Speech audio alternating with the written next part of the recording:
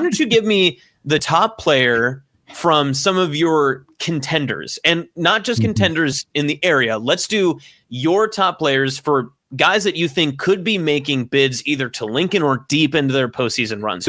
Who are some of those top names that the state should know about? Yeah, I said it, and I can't emphasize it even more, is Ethan Latta from Dundy County-Stratton. He's dynamic. He makes the game look easy. He runs. When he's running, it's so smooth. It looks like he's in slow motion and everyone's moving faster.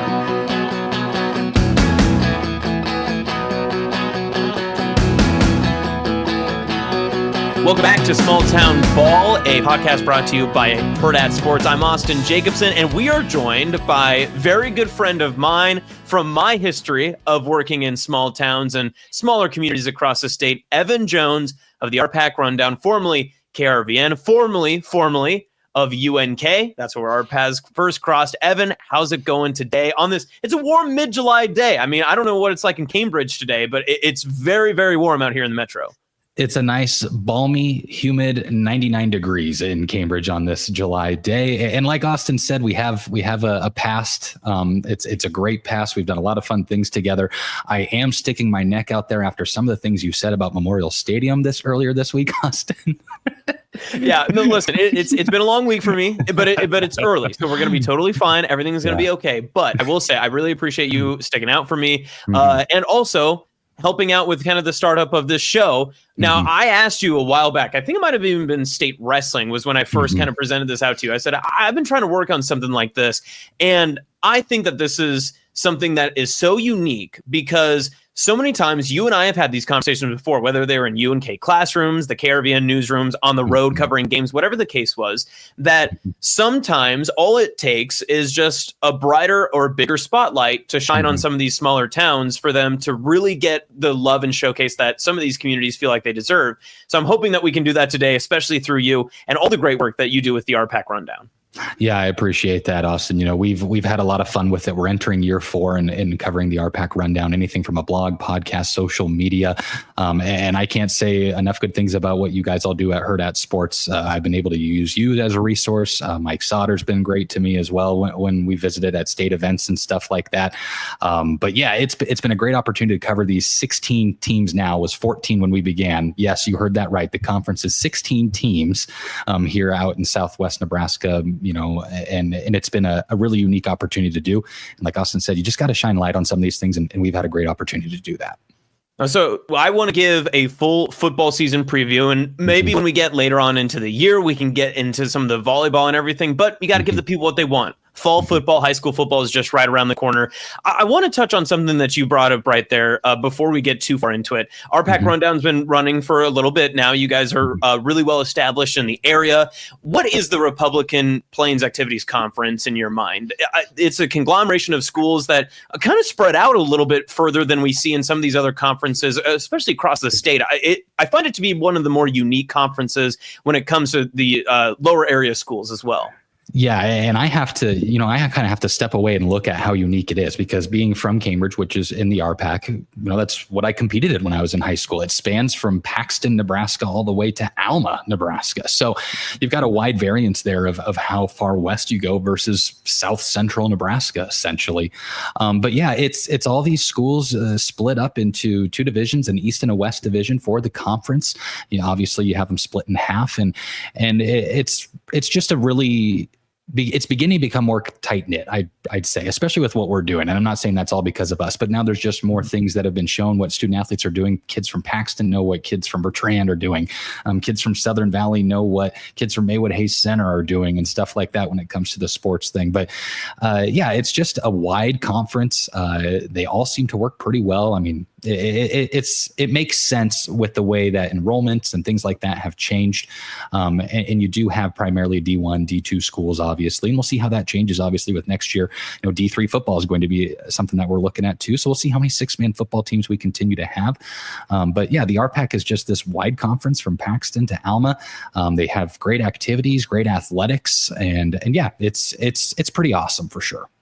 And just to explain a little bit more for maybe a general audience of people who've heard at sports and from Omaha, Lincoln are tuning in for this, just to learn a little bit more about what 8-man football or 6-man football looks like. How unique is it in this area of this conference to have teams that are separated in different classes, but yet still compete as part of the RPAC. Because in football, they're not going to cross over very often, especially 6 to 8 man. That just won't happen. But in basketball, other sports, you're going to see it a lot more. Yeah, absolutely. And, there are a lot of people that, I played 11-man football. So that's my bread and butter. That's what I understand. But, in our days at KRVN Austin, we covered a ton of 8-man football and 6-man football. So we got to learn that really quick. But yeah, it is interesting. There is this tie through all these folks. I mean, we were just talking off recording here that we do our own conference selections, and it's just something unique, something different. And I kind of was like, you know what, let's just pool the 6-man and the 8-man kids together for these conference selections, because in all reality, if we did our 6-man selections, it'd pretty much be your district selections, because a lot of the teams in the conference are in the same district. But yeah, and to describe 8-man football for some of you that are out east, a lot of you do know about 8-man football.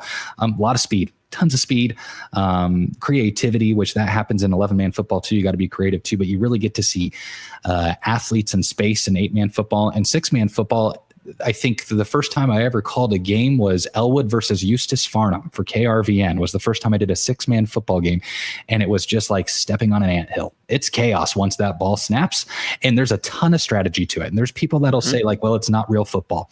It is. It is real football. It is just different. And if you can't tackle in space, you have no hope. So it's been fun to document that. We have some good 6-man teams this season. We have some good 8-man teams this season. But yeah, it is interesting to have a conference, that has both 8 and 6-man football. And like you said, they don't cross over, obviously, and play one another. That's not something that's going to happen, obviously, with, that. But it is interesting that we have a nice variance within the conference of 8-man and 6-man football teams. And of course, in 6-man too, and we'll get to this later, but some of those 6-man teams that we'll talk about, they're kind of stuck in a really tough rut where they're playing some of the best in the state in terms of their district and such. So we'll get into that here in just a minute. But I want to start just broad spectrum, talking about the landscape of the RPAC and some of the districts and teams that you're going to watch and cover for this fall. What are just the overall area expectations? Last year, there were some really good standout teams, but as we see with the vast amount of schools that we see in 8-man Class D1 and Class D2, it feels like separating yourself from that middle pack can be a little bit tougher, especially when you're playing such familiar foes and some pretty talented teams, and if the schedules stay the same. Yeah, and let's begin with 8-man, Austin. I think it's far and away easily, Dundy County-Stratton at this point. They went 8-2 last season. They returned 7 guys that have starting experience. If you were an 11-man team, you'd be thrilled with 7 guys returning with starting experience. Their line is absolutely incredible. 2-year starter in Carlos Diaz on the offensive line, big kid, 5'10", 265. And then on defense last year, he had 106 tackles, did Lane Bybee. He was fantastic. 18 tackles were for loss. Pretty good ratio there. And then also Brock Bailey, who had a fantastic track season. If you do know about Dundy County-Stratton, their girls and their boys won state track in Class D. But Brock, he'll be a junior, and as a sophomore, 89 tackles, 19 of them for loss. So he was in the backfield, quick, twitchy, athletic, had a number of fumble recoveries as well.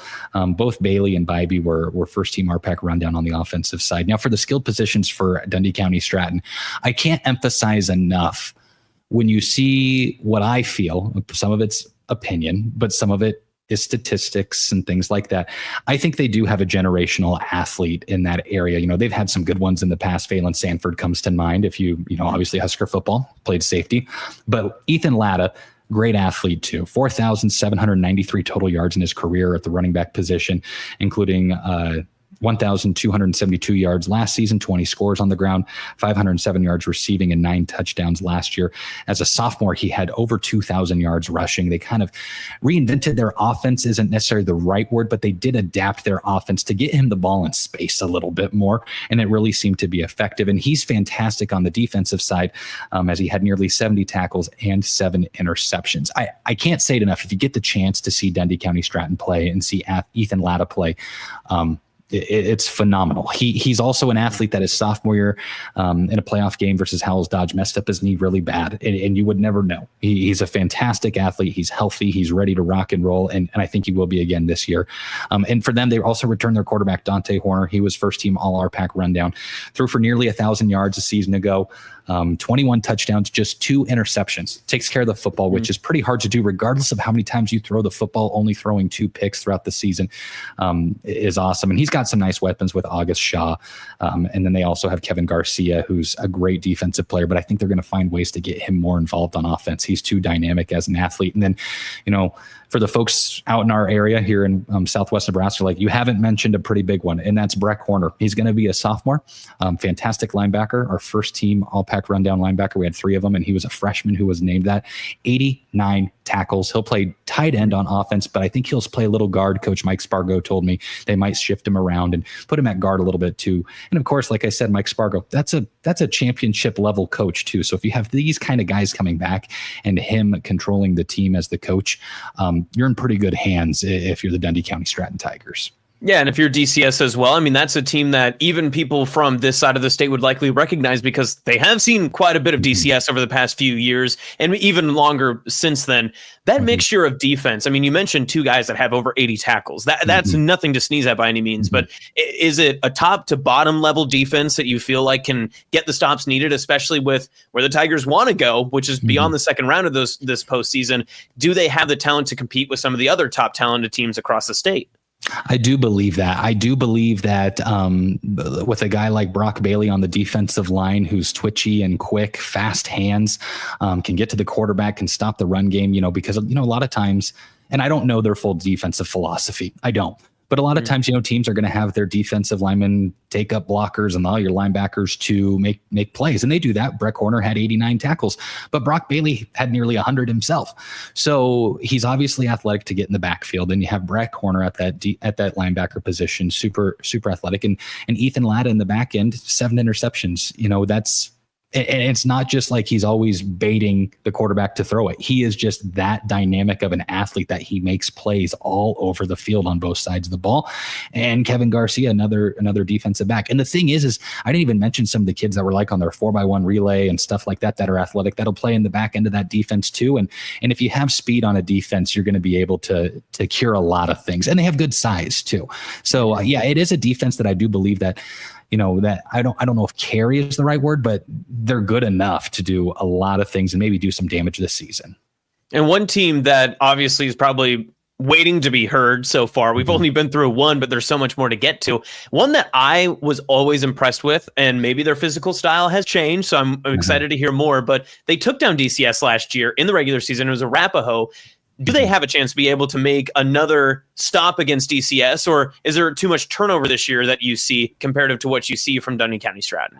Arapahoe is going to be a team that there's going to be some growing, will be the words I'll use. They return a fantastic defensive and offensive lineman in Trey Downey. He's going to be a junior, awesome player, a tight end and a linebacker in Hayden Seach. He's going to be a senior, fantastic players. They're just going to be pretty young this year. The jury's still out a little bit on them. They didn't return a ton of starters. They're going to be relatively young. And talking with Coach Kronhoffman, they're going to compete. That's not going to be an issue. Those kids are going to play hard, but without seeing what they'll look like, with how many kids that they lost from last year, the Will Caseys of the world, Trenton Ross Kopp, Jason Smith, Grayson Kohler, Eli Schaefer, all those guys graduated, fantastic football players. And if there was any seniors there I left out, I apologize, but those guys were so good for them. It's going to be interesting to see how Arapahoe can turn over a roster, because it is a lot of young kids. I can't remember what Coach Kronhoffman had told me, but they're double digits in freshmen this year. So it's going to be a very young team. So yeah, there's going to be some growing for Arapahoe to do this season. Okay, so we had this in some of our notes and talked a little bit about it, but I wanted to make sure that I asked you specifically now because I wanted to be all ears. You had written down and told me Alma's now eligible for 8-man. What happened there? What's going on with Alma after they competed last year and got 2 wins and will be in that very, very tough D19 district? Yeah, so Alma their enrollment didn't line up. So their enrollment would have been a C2 school, essentially. Coach Brendan Johnson, a good friend of mine, they opted to play 8-man football instead of 11-man with the hopes of this season being 8-man and being eligible, essentially, is how he explained it to me. So last season, I felt like was just kind of an anomaly for Alma. I think they'll be much improved. You don't go from having a nice season 2 years ago with returning all these athletes and looking at, like you said, a 2-6 record, like what the heck's going on? They had so many injuries. And last year, you could say anyone who played in the D19 district was one of the toughest schedules in the state. But they lost just one senior. They'll bring back a wealth of experience. Xavier Mitchell, first team all district tight end, second team all RPAC Rundown athlete. Last year he played quarterback, kind of, I would say, out of position. He's so athletic that you could put him anywhere on the field, but he is, to me, in my eyes, a natural wide receiver. As a sophomore, 735 yards receiving, 10 touchdowns, dynamic athlete. Got a medal down at state track in the triple jump, I believe. Triple or long jump? I think it's long jump. My bad, Xavier. I'm pretty sure it's long jump, but don't quote me for sure on that. But a fantastic athlete on the track and field. He could play multiple positions. I believe he'll be back at wide receiver. Quarterback thing is always a sensitive subject for coaches, and I understand why. I get it. You don't want to put yourself in a bad position, but my guess is he will be back at the wide receiver spot. They return Ryan Malley, great offensive lineman. Isaiah Neal, really, with some of those injuries, got the opportunity to shine. He'll be a wide receiver. It's tough. And Brendan Johnson's offense, you're going to see a lot of guys touch the ball in a lot of different ways. And Isaiah Neal's going to be one of those. He had 844 all-purpose yards. He ran the ball well. He had a number of receiving yards, had touchdowns. And the big one that returns that I think will help that 2-6 record. He was hurt all season. Tucker Biscup, fantastic basketball player, but on the football field, he's awesome too. He, as a freshman, so some freshman stats for you, 1,443 total yards, 9 touchdowns. His sophomore season, just 4 games were put into max preps, and that's the amount that he played. 722 total yards, 13 touchdowns. And last year in just 2 games, 311 total yards. So he is a dynamic athlete. I'm not going to say the word assume, but my venture to guess is that he will be the quarterback. Again, till I see him play, I'm not going to say who's taking the snaps for Alma, because they do have so many athletes that could play in so many different positions. So that 2-6 record, everyone who played Alma knew they're banged up, but they're athletic. They play good football. And it's just going to be really fun to see how that team can kind of bounce back, because I do think they have a lot of good football players, a lot of good athletes, very competitive nature down there in Alma. They've had some success the last couple of years on the basketball court, on the track and field. So I think this year for football is going to be a good opportunity for them. And like you said, that D1-9 is super tough, but you do have a couple of teams that have fallen off, isn't the right word, but maybe it's gotten a little more competitive. The balance is maybe a little more even per se, but it's going to be really interesting to see how Alma bounces back after a 2-6 season. So if I were to slap a label on any of the teams that we've kind of talked about so far, just 3 or 4 of them, in general, it sounds like Alma may not necessarily be the one that's going to make the biggest leap to improve their record, but man, they're going to have that dangerous label on them, because with the athletes, the success that they've had in other sports, and sometimes you build that confidence in the fall, or you build off of a good summer and you get guys in the right spot and you're feeling really comfortable, get a couple of wins in a row. You never know what can happen when you're in that district play, when games matter the most, especially heading into the postseason. Yeah, you're absolutely right. And we went and caught a summer weights, because this summer we're doing a summer weights series where we go to half the conference, check out what they're doing for their off-season program, put together a little video. We checked out Alma's summer weights, and they got pretty good attendance. I mean, there were some people gone. That's going to happen. Some of them on college visits and things like that. But they're working hard in the weight room too, which, they've got a tight end in Grady Feynman. Didn't mention him earlier. He's going to be a junior, really good blocking tight end, reliable pass catcher. He said it to me, and I believe we put it in that video. You can tell which teams lift in the off season when football season rolls around. So it's something that's on their minds, to take the weight room very seriously too. And that's always a good sign if kids are taking the off season part, really serious too. So I don't want to move too far ahead, because you're so knowledgeable. You've got a lot on all these teams, but we've really talked a lot in the Class D1-9 district. Are there any other teams that you see in Class D1 from the area that are also standouts, or could be making some significant strides and improvement from last season? Let me see here, Austin, who I have on the lists. Let's see. In terms of D1, not necessarily. But we do have plenty in D2. But D1, there's going to be a lot of solid teams, but that Dundy County-Stratton and Alma are going to be the teams I'm really watching for in D1. And that's not to say that any of the others that are in D1, Highline might make a leap. They were really young. And, Brody Diefenbaugh is going to be their quarterback. And I believe he's going to be their quarterback. I should say he did last year play the quarterback position. But Highline could be a team that's also in that D1-9 district. Also, they're not going to be one of the top teams probably, but they're going to be super competitive. I believe they'll be a super competitive team that's going to be a tough out every week also. But yeah, for the D1 ranks, the Dundy County-Strattons of the world and Alma could be pretty tough within our region. Okay, I love to hear it. Let's go into Class D2 now, and let's just stick at home for you because I know it's Cambridge. I know you've been itching to try to get some more conversation about the orange and black. Now, I've seen enough of your huddle highlight film to know that obviously times have changed a little bit with Cambridge, but 4-4 last year, they had a very tough schedule. I thought just looking at some box scores and doing a little bit of peeking at video that I could find, they were in a lot more games than I think the finals actually showcased. Is that the right vibe, or am I a bit ahead of the mark? I think that's for the most part the right vibe. Uber competitive. They've, head coach Catlin Rice has those guys ready to roll every week. They play really hard. And they returned 7 players on offense and defense with, I check that 7 players on offense, 8 players on defense that have started in some capacity. Yeah. So that's incredible. It is incredible. And they're in the D2-8 district, which we'll talk Hitchcock County a little bit. They're going to be a tough team within that district. But kind of the wild card and the X factor for this squad is Micah Gerlach. He's coming back. He's a senior. He missed all of 2024 with injury.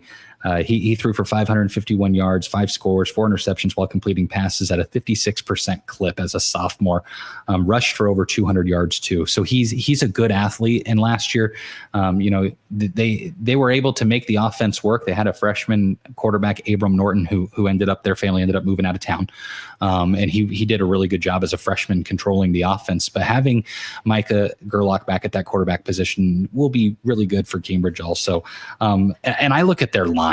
I think there's so many times we look at who's getting the ball, who's doing all of that. Trev Burke, 6 foot tall, 230 pounds. Colton Perks, 6'1", 190 pounds. He was both first and second team all RPAC rundown on the offensive and defensive line. Just a really sound player. And then Miles Stanton, 5'9", 220 pounds. They'll be huge for the Trojans. The offensive line is going to be huge. And I say that, but I don't necessarily know who the running back's going to be. That's what's going to be interesting to see for Cambridge is who's going to get the bulk of the touches. They will be a team that will throw the ball a fair amount. They've got great receivers in Creighton Ruggles, Hodge Rayburn, Brady Allmeyer, and others. But yeah, it's going to be interesting to see who carries the ball for Cambridge. And on the defensive side, very sound, incredibly sound with seniors like Braden Miller, Maverick Webb at linebacker. I believe Maverick had 97 tackles last season. He flies all over the field. And then we mentioned Creighton Ruggles as a wide receiver. Ruggles, he was a first team defensive back for us. And I think he had 7 interceptions last season. He's a ball hawk also. So they have a lot of athleticism on both sides of the ball. And then Brady Allmeyer, I mentioned him as a wide receiver, good return man. And if he stays at that spot, returning kicks and punts and things like that, they have some options that they can utilize to return punts and kicks. And I just think all around they could be a really sound football team within D2 and in that tough D2A district, which also includes Overton, Loomis, and others, and Bertrand. And it's going to be a tough district. And I think Maywood Hayes Center and Hitchcock County round out that district. It's going to be a tough one for sure. Yeah, in my time when I was in Central Nebraska at the different radio stations and being out about on different coverages, that was always a very competitive area, especially when you mix those FKC RPAC teams in there too. I do want to talk Hitchcock County, and I know you brought them up a little bit there. The depth and experience is probably going to be another key in their holster as well, if you want to give them that nod. But what I was most impressed with was kind of the same conversation from Cambridge too. Their wins, I thought, were very good. Obviously, they got 6 wins in the regular season, but their losses were to teams that you wouldn't sneeze at by any means last season. I mean, you lost to what was at the time the number 1 overall seed, Loomis, and then of course losing against Overton as well is, again, nothing that you ever want to not write about. But is this a team that can make that extra turn and maybe supplant? Is that the right word? Surpass? Maybe. Whatever. Yeah, you get it. Whatever word we're looking for. No.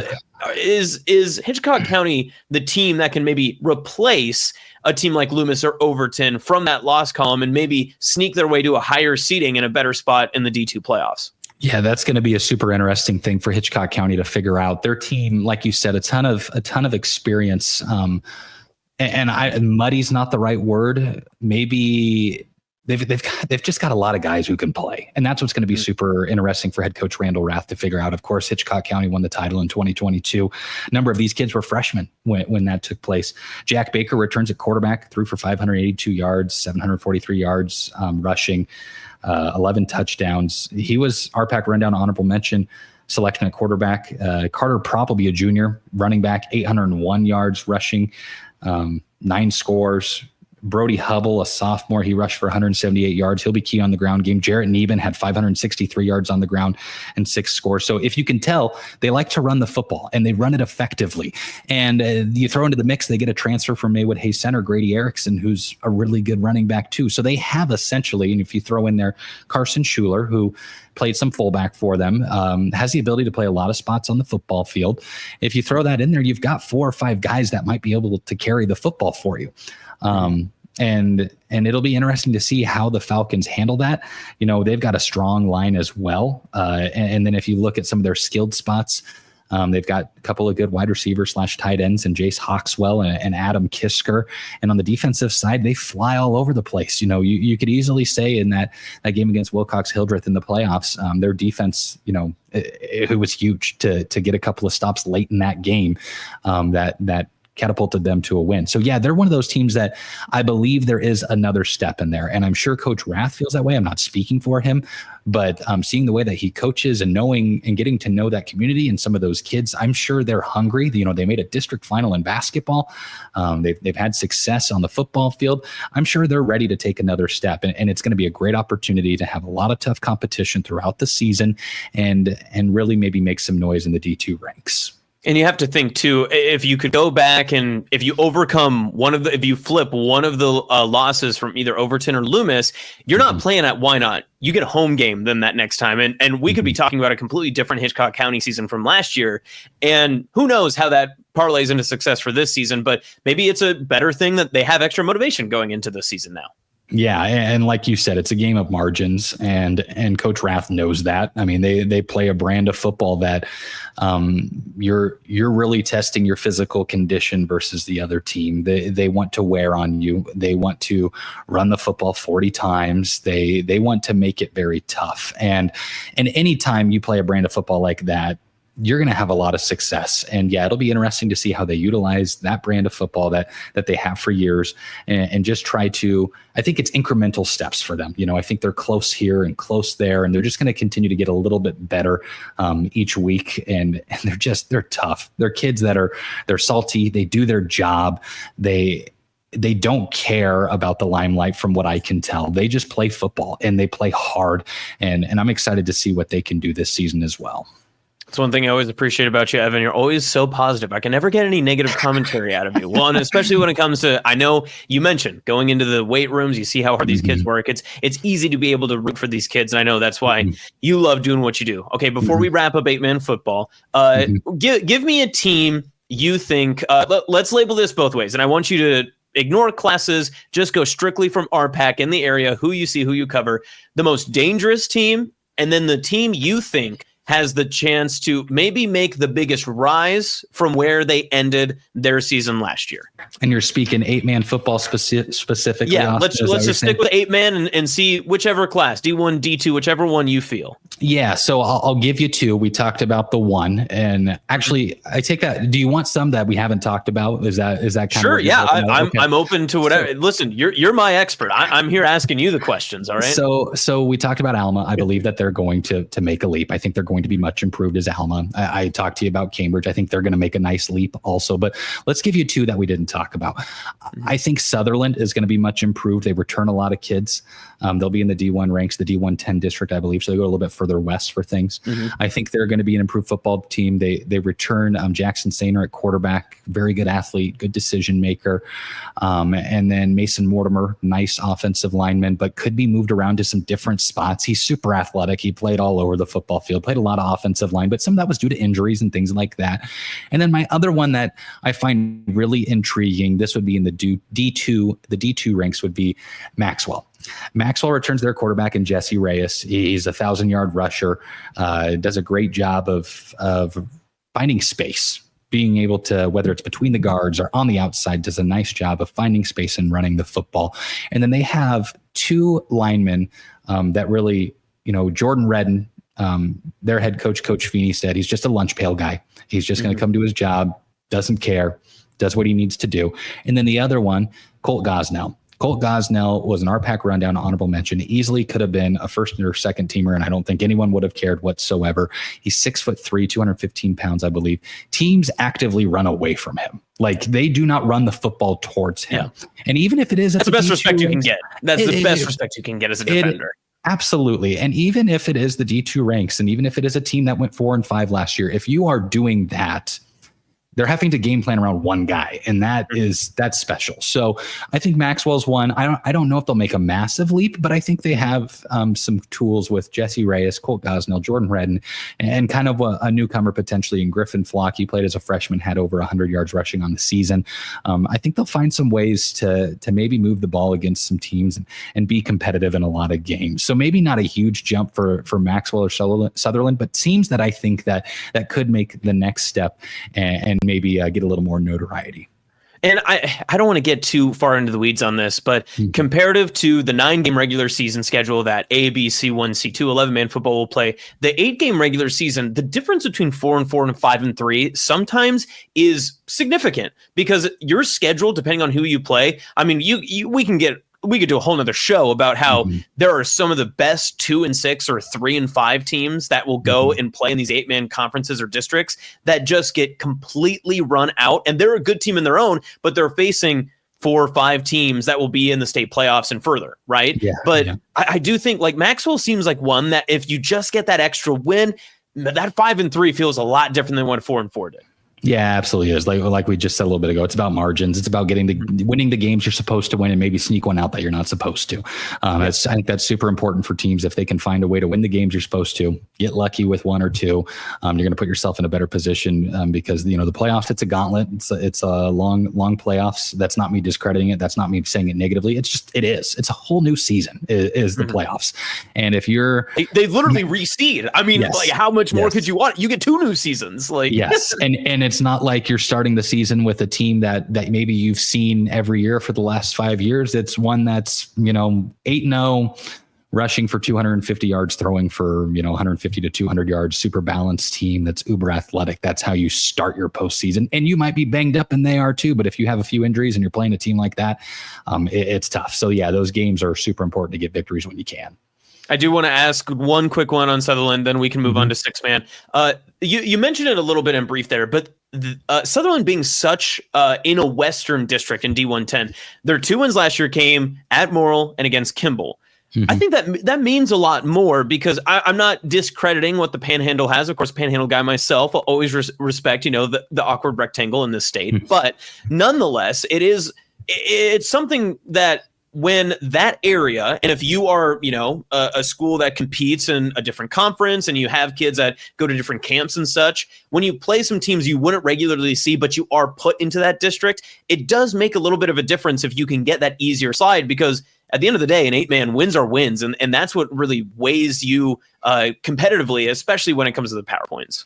Yeah. And it's important, Sutherland throughout the season grew as a team. They got better each week. Their loss to Dundy County-Stratton, I don't remember the score off the top of my head, but it was a close one, I think, wasn't it? Well, it ended up being a large margin, but it was close through about 20 minutes of the game, so almost with 4 minutes remaining in the first half, it was tight. Neither team could move the football.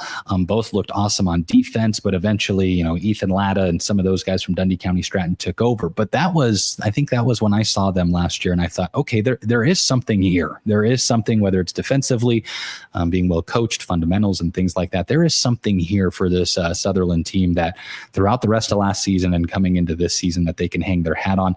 And I'll be curious to see what that is for sure, whether it's running the football, throwing the football, and on defensive, what they're going to do on the defensive side to continue to be competitive. So yeah, Sutherland's going to be one that and like I said, Sutherland and Maxwell both might not be teams that win 6 or 7 games, but they might be a team that a really tough 4-4, a really tough 5-3, something like that is a possibility for them. All right, as we wrap up some of our 8-man action and a preview here, Evan Jones of the RPAC Rundown hangs out with us here today on Small Town Ball, Hurrdat Sports NEB Preps podcast production. If you would like to get maybe your school featured, or you want to have a guest that we would like to get on the show, you can email me at austinj@hurrdat.com, as well as you can hit me up on Twitter at Austin2Jacobsen. The unfortunate part of getting on the bad side of Husker Twitter is that my DMs are indeed open. So if you would like to send me a message, I would love to hear from your community and see who we can highlight here on the show as well. Evan, before we move on to 6-man, I want you to give our listeners a chance that if they love what they're hearing from the RPAC, how can they follow what's happening with RPAC Rundown for 8-man football? Yeah, so let me flip over my sheet here. We cover all 16 teams in the conference. I got a lot here. I told Austin the prep work was extensive. Listen, there's nothing Evan Jones loves more. His daughter, his dog, the Oklahoma City Thunder, and prep work. I mean, yeah, you might want to throw my wife in there too. My wife might be important as well. I could. Yeah, I'll let you power rank hens when you get a chance. That's up to you. That's up to you. Yeah, maybe that'll be a good blog prompt, one of these, the things that I love in my life. But yeah, I made sure Austin saw, you can see kind of in the corner there is a new pennant on my wall for the Oklahoma City Thunder. Been a fan since 2008. I was teasing. Someone asked me like, "Oh, you've been a fan a long time?" I was like, "Yeah, since June 21st, 2025." And like, wait a second. It's the day they won the title. Yeah, great day to start. But no, ways that you can catch what we do. We have a blog, we have a podcast. We've got a magazine coming out this fall. That's something that we do. We do 1,000 copies of a magazine each sports season. The fall one's probably our most popular, just because everyone's excited about the fall sports season getting kicked off. You have a break between things. But you can follow us on social media. All of it's RPAC Rundown. If you just search RPAC Rundown, you'll be able to find us on Instagram, X, and Facebook. And RPACRundown.com. That's where we have everything. We have blog posts. Something kind of cool we're doing right now, if you're letting me do a plug here, Austin, we are ranking, not even ranking, I shouldn't say ranking. We're just saying some of the top returning players within the conference on RPAC Rundown overtime. That's something new that we have, a subscription base there on our website to be able to view that content. And then we're doing our summer weight series, which has been a lot of fun too. And also we're checking out things not football related with volleyball, cross country.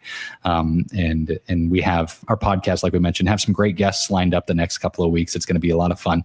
But yeah, that's how you can check everything out, is on rpacrundown.com. Social media, we have everything there, so you can check it out there. Small operation, but we cover a lot of miles, and we're happy to do it. It's a ton of fun. Yeah, and we love having you on, so appreciate your time today, Evan. So let's move into 6-man football. And I kind of want you to lead off here. Where do you want to begin in the RPAC realm of 6-man football? Because I've got two teams and two great stories I feel like I want to hit on, but I want to know where you want to begin with. Where does the story start in the RPAC in 6-man? I think the thing I will be watching the most closely is Medicine Valley in the 6-man ranks. Okay. They've got a new coach, Scott Trimble. You hear that name, you're like, wait a second, new coach. It's like, yeah, he's been the superintendent there in previous years, but not a new name to folks who know 6-man football. And like I said, for those who harshly judge 6-man football, come catch a game, come watch kids tackle in space, and you might feel a little bit differently about it. So back to what I was saying about Scott Trimble, spent 16 seasons at the helm at Arthur County from 1996 to 2011. Then he was at Harvard, the head coach there from 2016 to 2021. He has a career record of 143-66, a playoff record of 25-10. Along with that, a few state championships, 4 at Arthur County, 2000, 2009, 2010, 2011, and 1 at Harvard in 2019. All those teams were undefeated when he won state titles. He's also got runner-up finishes at Arthur County in 2006, and then at Harvard as well. So he's been running epic football camps. It's not like he hasn't been doing anything in the football realm all these years. He's been running some football camps and stuff like that. But Medicine Valley last year, they're 0-8, and Medicine Valley hasn't won a game since 2021. So it's a 25-game losing streak. And last year was the first season for Medicine Valley to be in the 6-man ranks, and they competed hard. There was never, it didn't look like they didn't belong. It was just a tough season once again for Medicine Valley. Unfortunately, they hung with some really good teams throughout the year. They played Arthur County tough throughout the season. When they played them throughout the season, and like I said, their last one was October 15th, 2021, when they beat Maywood Hayes Center. They've got a nice core of juniors. Mason Robley, I believe he'll be quarterback. Lucas Seinspar at running back, and Ethan Brown will play the end position. But this is a team that has a lot of good athletes. And I think when you plug in a coach like Scott Trimble, who has championships 143 career wins. It becomes, I believe, the most intriguing story of the football season. And that's just going to be really interesting to watch within the conference to see what Scott Trimble can do with that group of boys. Okay, moving from one side to the other, I've always enjoyed watching highlights of the Southwest uniforms on my television screen, on reels, on anything that can pop up on my phone. Some of the best uniforms that I've seen, just top to bottom. I mean, they're up there with like the Freeman Falcons and some of the other great ones that we can see out there. How is Southwest going to be looking this year? If it wasn't Scott Trimble taking over the football program for Medicine Valley, Southwest is one of our really intriguing teams in the conference. They're going to be regarded as a team that's one of the best in the state in D6, I believe. People are not going to sleep on them at all.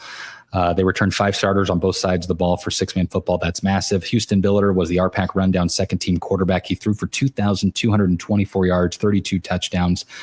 I believe 9 interceptions as well. I don't care what level you're playing, to throw at the efficiency and the effectiveness that he did last season was impressive. And he returns one of his big targets. They lost one in Trenton Williams, who I believe was hovering around that 1,000 yards receiving. I can't remember exactly where he was at, but Derek Kelly returns, and he had 867 yards receiving and 12 touchdowns. He's a fantastic athlete, gets open, big bodied, and a very athletic kid. Gage Hammond, a junior, he will be huge on both sides of the ball. He had 92 tackles last season. And they've got Jacob Barber, who's a nice running back. They'll utilize him in the run game. And he had 3 interceptions on defense and was a good player too. But yeah, Southwest is one of those teams with head coach Christian Arterburn that I think is going to be a team to watch. They're going to be very physical. I think, obviously we talked about how much they throw the football.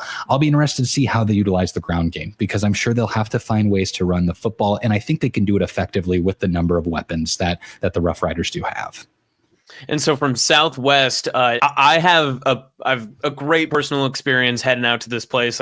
It's actually the first time I ever called a 6-man football game, and the game went into overtime, and just everything broke loose. It was fantastic. The game ended on a block PAT for a victory. It was, you couldn't write a better script. Wallace, and as nostalgic as I am, can Wallace repeat the success that they had last year getting to the postseason? You mentioned Arthur County. They did lose that contest in the first round, but Arthur County beat a lot of good teams last year as well.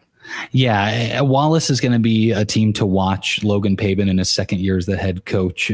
He's got a clear identity for his team. It's run the football and run it some more. Ashton Johns, he'll be a junior, over 1,000 yards rushing last year. Really effective as a ball carrier. They have a quarterback in Colt Franklin. The statistics don't show everything he does. He lines everyone up well. He does a good job of controlling the offense. Tyson Sullivan is a good kick returner, and they've got a lot of weapons too. So Wallace will be a very interesting team in 6-man in our area also. And then also Juanita Palisade. They returned Creighton Weiss, a running back, a stud running back. He's going to be a junior, big body, I believe 6'1", 215, maybe 6'2", 215 running back. He can do it with finesse or power. He's a great running back as well. And they've got a couple of other pieces too. But yeah, Wallace and Juanita Palisade are going to be some tough 6-man teams as well. Yeah, the D6-4, that is going to be a very tough district right there, because you're looking at teams even last year that beat up on one another. I mean, we're talking about almost the Big Ten of 6-man football, just taking each other out left and right. And it is something to say, because if a different game goes a different way, Southwest isn't having to travel in that first round. And then, we may be talking about Wallace not even making the postseason if they don't get that win over Southwest. So I'm very interested to see how kind of that all shakes out. And if it is true in what you're saying as well, they're so competitive that they might just take each other, one notch down, when maybe the best thing for everyone is that we just find one that's the most successful, right? Yeah, and that's what's difficult about covering 16 teams during the football team. Later in the season, there's some awesome 6-man football matchups that I'm going to have a hard time picking where I want to go, what I want to do. There's just going to be some good competition. And another 6-man team, I think we talked about everyone except for Paxton. They got a second-year head coach in Chance Moreland, who's doing a nice job with this group also. They're going to be a tough out. They're going to play physical. And so, yeah, it will be interesting to see if those teams beat up on each other once again this season. It's hard to tell who maybe a clear-cut favorite is amongst all those six-man teams within the conference. But yeah, there is a chance that a lot of them will beat up on each other, because that's just kind of the nature of how things have been the last couple of years. You got a lot of the same returning kids that are playing. But yeah, it's fun, learning more about six-man football. And, I'd be interested to know, and this isn't calling anyone out from your area, how does six-man football begin? Well, it's on 1st and 15. That's how it begins. Extra points. If you kick extra points, it's worth more than going for extra points and stuff like that. And I'm not saying anyone out your way doesn't know about six-man football. There's a lot of people out there that know about six-man football, right? But it is a different game. It is a different strategy. You have to pitch the ball to someone to be able to advance it across the line of scrimmage. So there's a ton of a strategy that goes into six-man football. And out here we have some highly entertaining teams that play within the conference. Okay, so let me put a tough. We'll do cross sport almost an 8-man to 6-man example here. We've talked about some of the tough districts on each side. Which do you think is actually the tougher district? D19 with some of the teams that we talked about, including DCS, or do you think it is that the D, or is it D64? Is that the one we're talking about? Yeah, D64. Yeah, there's a number of teams in the D64 that are tough, but I think when you look at those teams, that D19 between Dundy County-Stratton and North Platte St. Pat's, you say those two teams, and it's just like, oh, okay. You could say that right now, and people across the state would say, just even generically, not even knowing anything, two recognizable names, they would go, that could be a state championship matchup. Sure. Yeah. And both teams are going to be super athletic and things like that. So yeah, I think it is going to be a tough district. And that's to say the D19 isn't as difficult this year as it was last year. Arapahoe was loaded last year, and super athletic and super good too. But I think that's going to be a tough district. That D64 is going to be tricky too. Let me look at that D64 one more time, Austin. All right. I know I've been trying my hardest not to reach across and just be typing while you're talking, but I seriously, I'm like, I have all these notes, but then once you get in the conversation, you're like, okay, well, I don't want to be typing while he's talking, but yeah.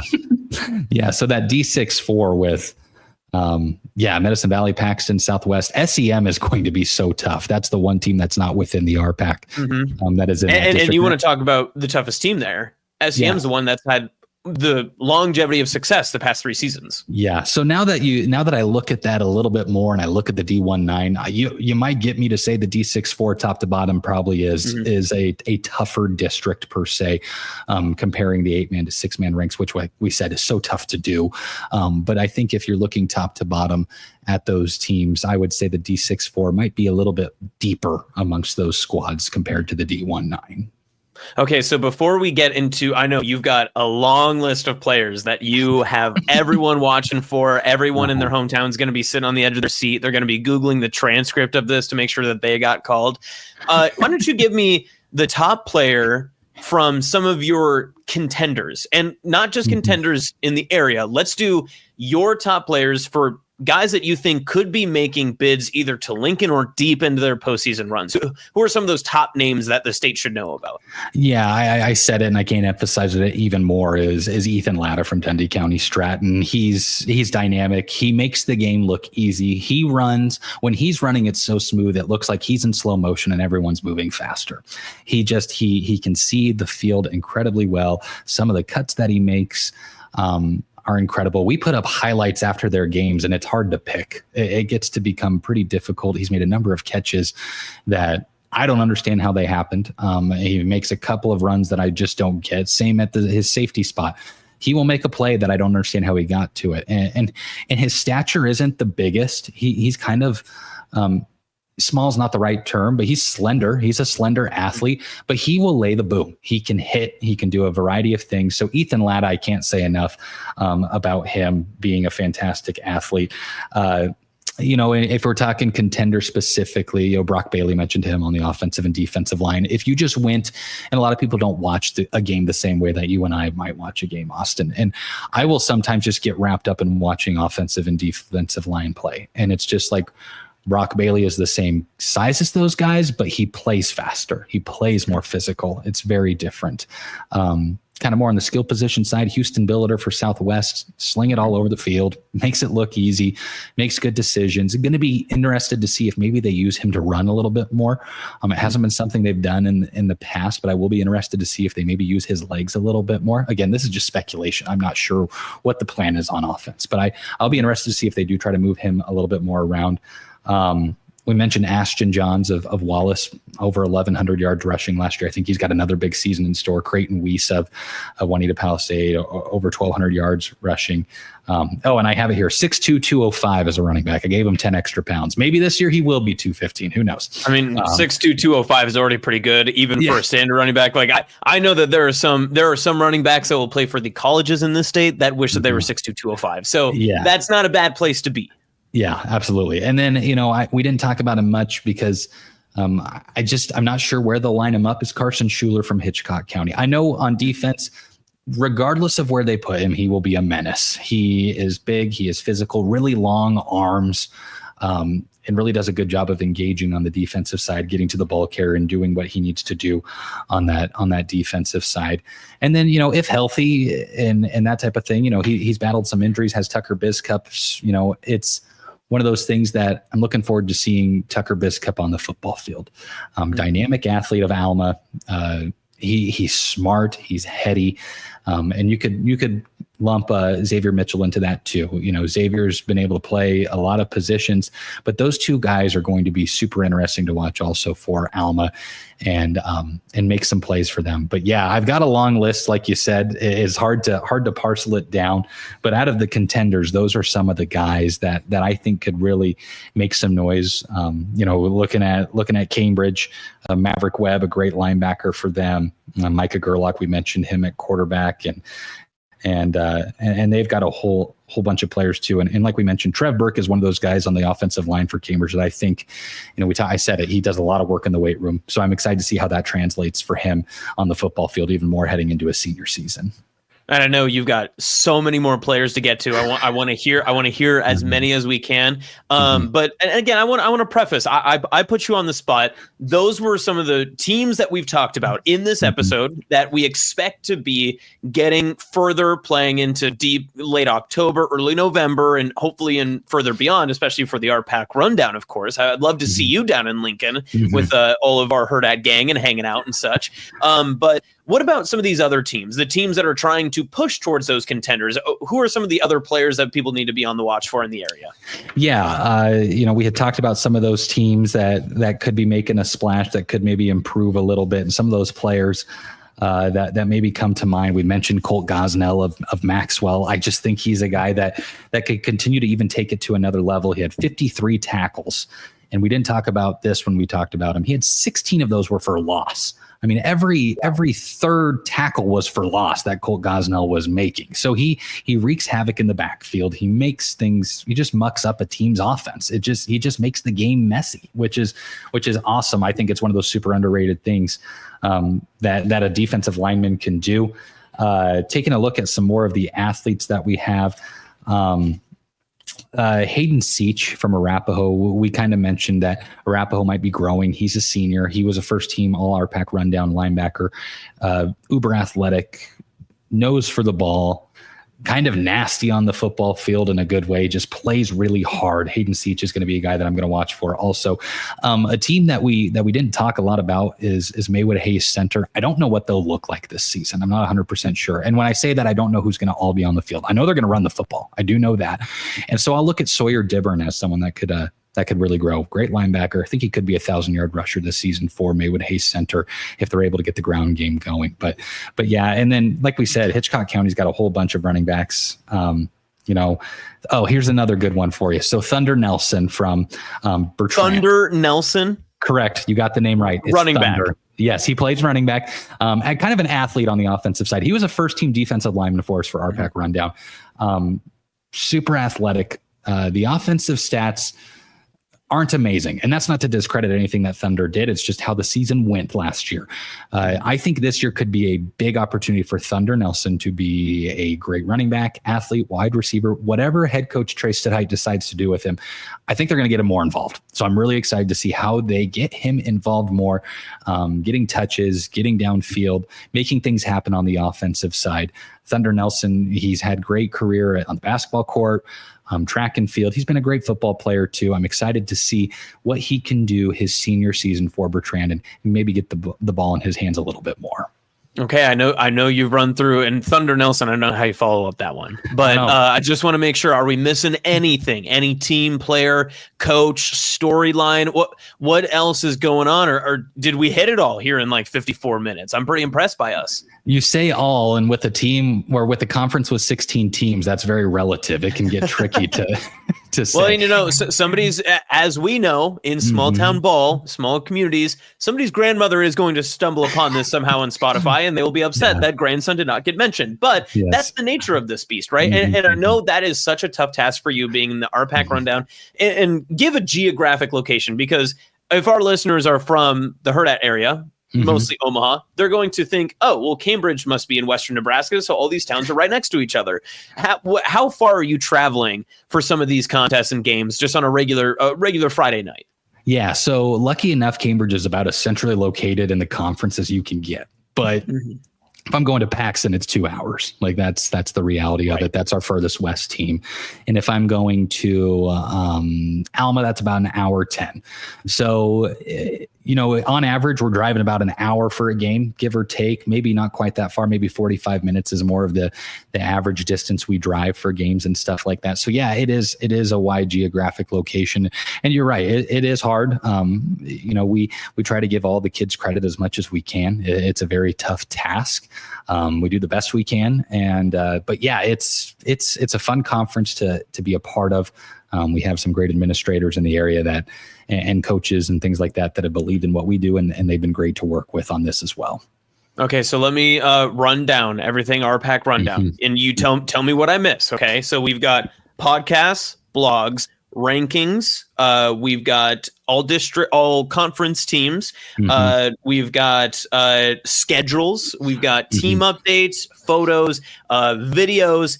What am I missing on there? Like, what do you cook for the teams too, or what else is going on out there? Yes, team meals. No, I'm just kidding.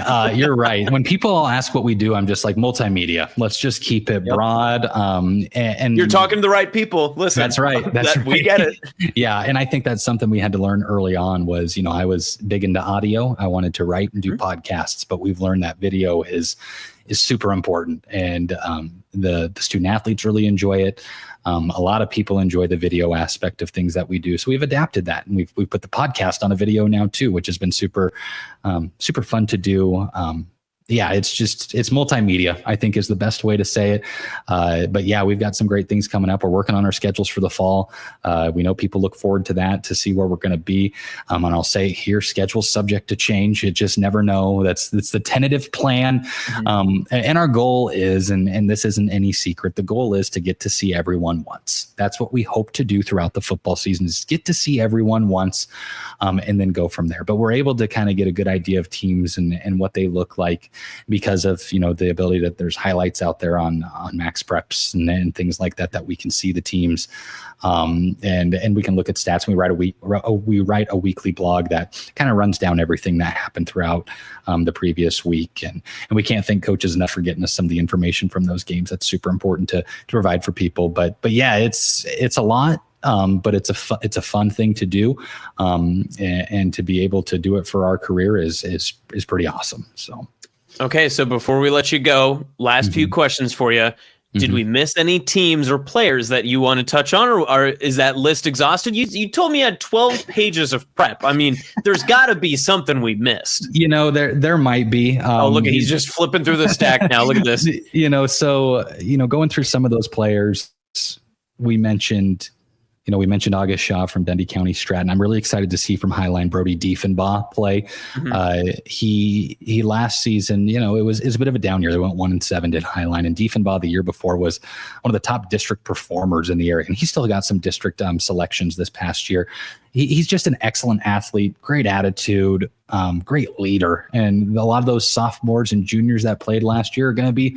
And freshmen, there was freshmen too that played for him. They're just going to be a year older. And does that mean they're going to turn around from 1-7 to 7-1? I don't know. But they might be a team that's, much tougher to beat. They're just going to be a team that's a little bit more difficult. And then, I can't emphasize enough that I think Jacob Barber for Southwest could be their X factor between carrying the football, getting open, and becoming super athletic, or being a super athletic player as a junior. I think there's just going to be more opportunities for him to make plays for Southwest because he is a very good athlete. So those are a couple more. And then, okay, one more. Brody Hubble of Hitchcock County, sophomore. We mentioned him earlier. As a freshman, he had 94 tackles. I mean, and he's playing big boy football. He's playing varsity. That's snaps. Incredible. Yeah. And so he's super good athlete. Just a knack for the football. Excited to see how he grows. I don't know if 94 tackles will be duplicated, but a really good football player for Hitchcock County. All right, Evan. So before we let you completely out of here, I've got one last fun question for you. Then we'll get you your RPAC stuff. Because we are the small town of folk. Luckily, I grew up in a town that was a little bit bigger than Cambridge and Sydney. So we had, the little restaurants. We got a McDonald's, all that stuff. You're in gas station central, and you're coming back late at night, or you're on your way out. What's the stop? Or are you just packing what you got at home? I know now you're building your family, you've got more coming and all that sort of stuff, but there has to be a gas station stop before you head on the road for these road trips, right? I do pack a lot of snacks. That is something I do. So my go-to snacks for games, typically, Austin, I like to have beef jerky. I'm big on beef jerky. Got to have that. I like gummies, so fruit snacks, things like that always are with me. Water, things like that I drink, and then with those late night trips, there is something caffeinated, usually like a bubbler or something that's gonna get me through the rest of the evening. So and then also mints. That's one of those things that people you always have mints on you. I'm like, yeah, dude, I like to have mints. I don't know whether it's Tic Tac or a Lifesaver, whatever it is. Mints are just something that I like to have. Don't know why, just kind of my process. And that's another thing, when I'm driving, I like to snack, and it keeps me awake and stuff like that on the late nights as well. But those are the go-tos is, fruit snacks, beef jerky, something with caffeine, water, and mints. So I love it. All great picks. Although mints, can't say it's mine, but that's yours. That's yours. Hey, I asked the question. I can't judge from there. Evan, I'm so glad we got you on. I'm so glad we had you here at the beginning for Small Town Ball. Hopefully we can ride this out and see how far it goes, and hopefully we get the coverage that I know you do so well. People looking for RPAC Rundown or want more stuff from you, where can they get it? And let us know how they can keep on following. Yeah, so like we highlighted earlier, rpacrundown.com. Check out everything there from blog posts, podcasts, things like that, interviews. And then on Facebook, RPAC Rundown, Instagram, RPAC Rundown, and then also on X, RPAC Rundown. You can see everything there. And we just try to cover everything as much as we can. We do the best we can. Like we said, small staff, but we work hard at it. So we try to pump out a lot of content of the things that are happening within the conference. And we have a lot of fun with it. But it's excited for the fall sports season. Summer's almost over. A lot of people think summer just slows down for me. It does a little, but not much. There's a lot of prep. We're putting together a magazine, which we do that magazine with some friends just 2 doors down the street here, the Valley Voice. We do that magazine together. We're entering our third year. Our third year of doing the magazine. So we put out 3 each year. So this will be magazine number 10, which is kind of unique and really fun. We sent that to print recently, and we should have it on shelves very soon. So. Evan, always great to chat with you. Always appreciate bringing another Loper on, KRVN alum, all that great stuff. Looking forward to reading your stuff when we get into the season and such. And safe travels. Hopefully we'll have you back on the show so we can get a kind of mid-season recap, or we can get some more regular updates from you. But who knows? We don't have any strict plan. You know me. I always fly by the seat of my pants. I'm always just figuring it out. Light and breezy, man. Light and breezy. That's the how it worked. When I did play-by-play and you did color, you were the yin to my yang, because you like to roll with it, and I'm a little more structured for whatever reason. But no, and I can't thank you guys enough for giving the opportunity to come on here, visit with you about some small town football in the RPAC, and again, you guys at Hurrdat Sports do a great job, and I'm honored to be on this pod. It'll be a lot of fun. So. Looking forward. Hopefully we'll get some volleyball stuff, maybe some other stuff, and some micropods. We'll see what we can get going. But that was Evan Jones of the RPAC Rundown. This has been Small Town Ball. We appreciate you spending your time with us for this RPAC football preview. We've got plenty more coming, so stay tuned. And always remember, keep it small and enjoy what you've got in your local community. If you want more, you can follow us at Austin Jacobsen and at Hurrdat Sports, as well as at the NEB Preps on X. You can also find all of our other social accounts online through Hurrdat Sports.com.